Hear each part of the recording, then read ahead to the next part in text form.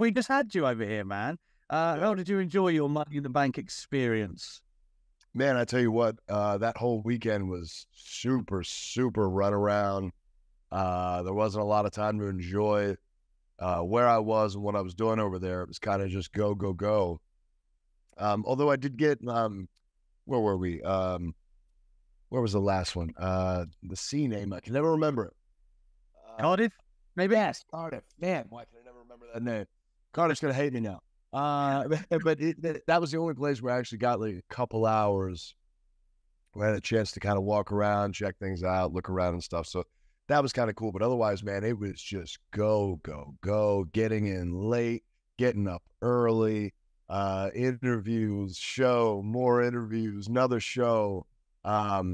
So it was a wild experience. I would have liked some more time to just see the town and see the different areas and whatnot and explore a little bit.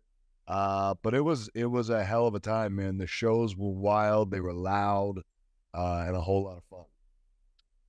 You mentioned all the duties and stuff that come along with these big wrestling weekends, though. But I guess these are the dances that you've been working towards forever, right? Like, you said before when we last spoke about not having much money early in your career and working your way up and getting these opportunities. And now, not only you are a part of these weekends, but in London, I can say, you were a big part of it, right? Like everybody wanted to speak to LA Knight. So there must be a satisfaction within that in and of itself.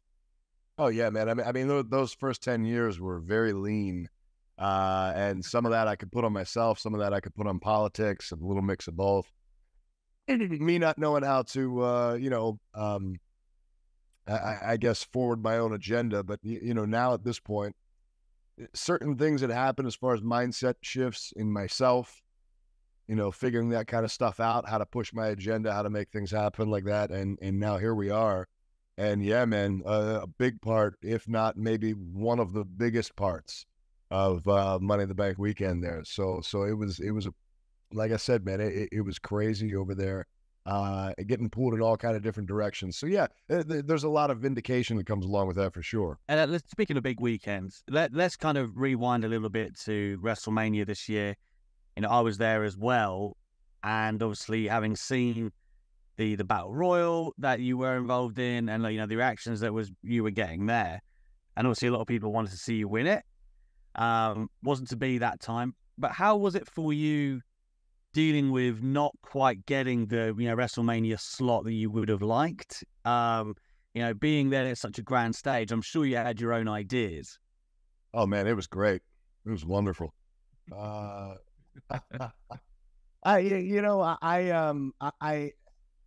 a couple different ways to look at this, and I'm sure there's a lot of people who are probably just like, well, you're only active on the roster since October, and WrestleMania's in April, so there's probably a lot of people who were in that same spot who wouldn't have been at WrestleMania. But there was a big difference there, and not to toot my own horn, but toot, yeah. There was a whole fever that was starting to pick up around that time, and I'd say it was probably around early March in that lead up to WrestleMania, and so to hear that and to be aware of that, and then at the last minute that there wasn't going to be anything for me on there, big letdown. At the same time, what can I do? Got to keep moving.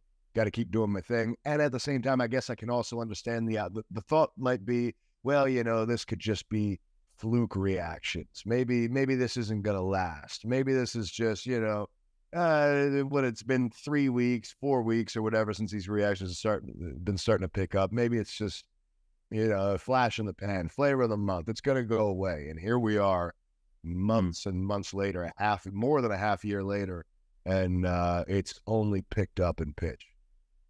No, I agree. And I think that brings me to my next point, really, is that, the reactions were there because they wanted you to win that weekend. The reactions were definitely there in London where people wanted you to win as well. And Triple H kind of acknowledged it for the first time, I guess, in the press conference after that, where I don't think he had a choice after a while. I mean, after Saudi Arabia, and they're chanting it right in his face, and then, in England, and it's like, a lot of the questions are coming up about me. I almost saw his face where I'm like, he was probably just like, oh my God, more questions about this guy. This is getting out of control. And I understand that, because when you're sitting up there and you're doing a press conference and you try to get certain things across, and all of a sudden it's like, oh man, this guy keeps coming up, man. But you know what?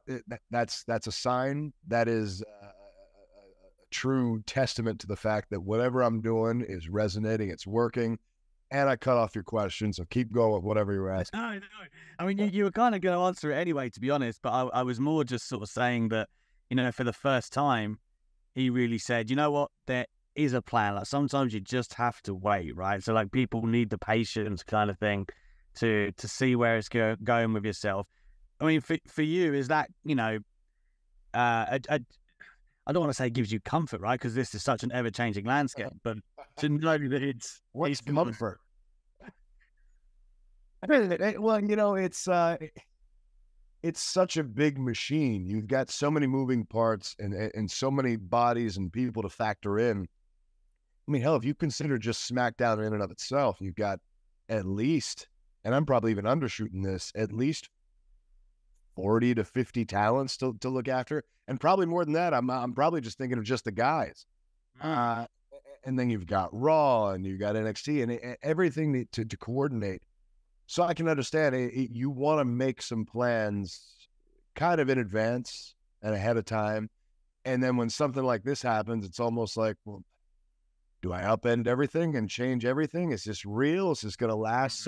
So in a way, I get the trepidation.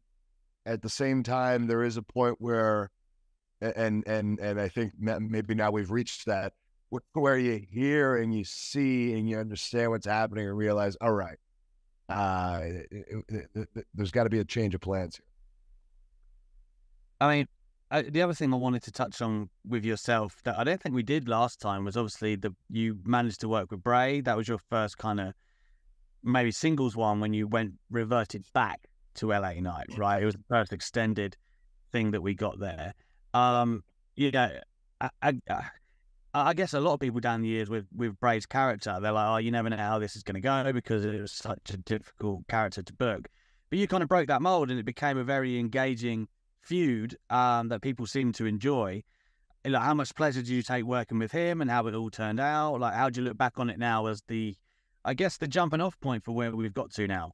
Well, I mean, for me, it was kind of a surprise. It was kind of out of nowhere. And I mean, you know, they're dealing with all the spooky stuff and the supernatural and all that stuff is not really usually up my alley, but in a strange way that kind of added to the challenge. And especially for that kind of being the first real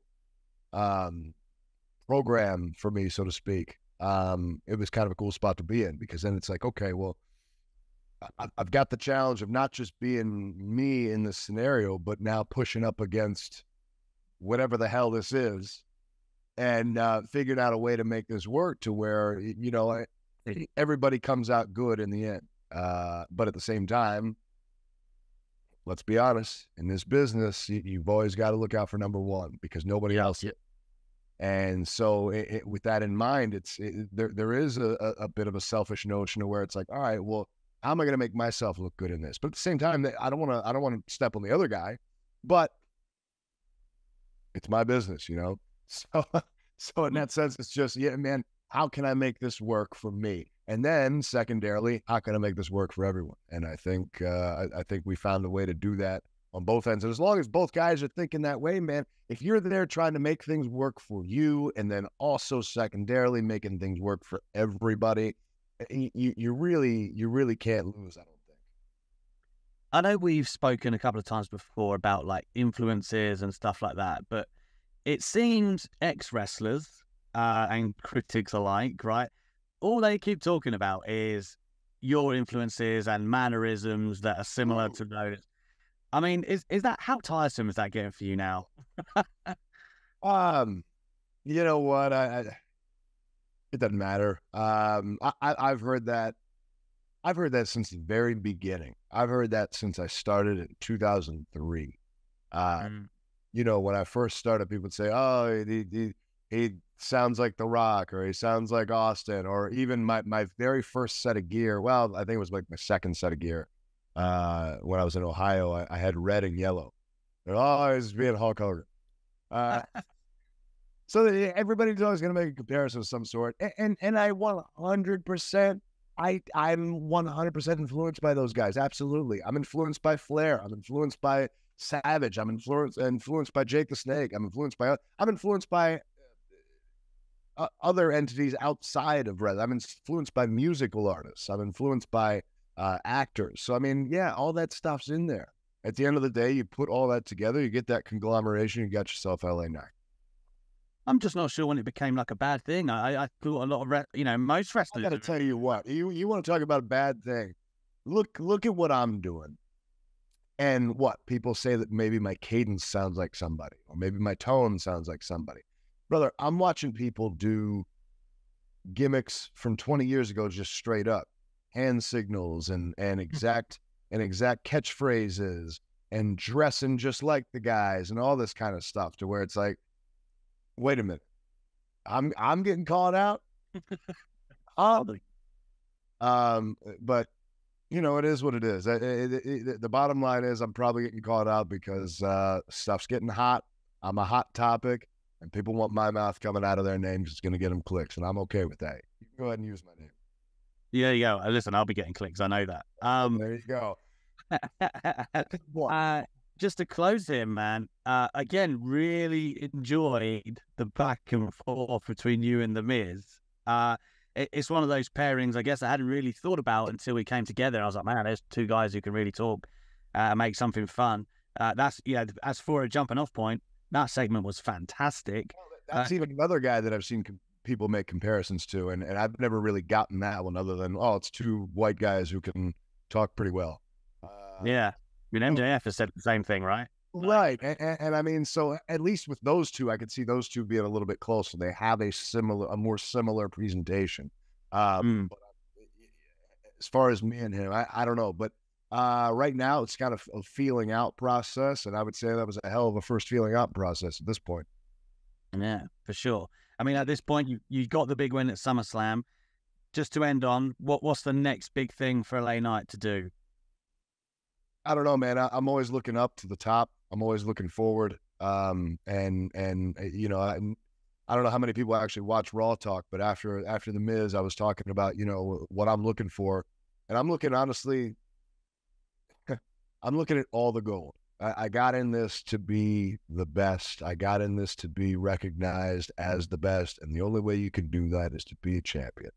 For me, it's looking at the top of that. Now, am I saying I go straight for World Heavyweight? Am I saying I go straight for Universal? I don't know.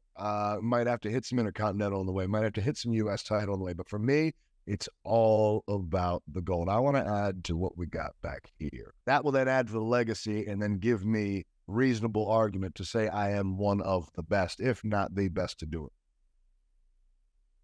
I'm just going to say it on a final note here. A lot of people have had a chance at Roman Reigns, but you have not. I'm just saying. Would be fresh. Never say never. But at the same time, no matter who you compare me to, I'm nothing close in a lot of ways. And I'm well above and beyond, because if you look at just my physical package along with, don't get excited, but my physical package, so to speak, along with my the personality that goes along with it, it's something that's never been seen before.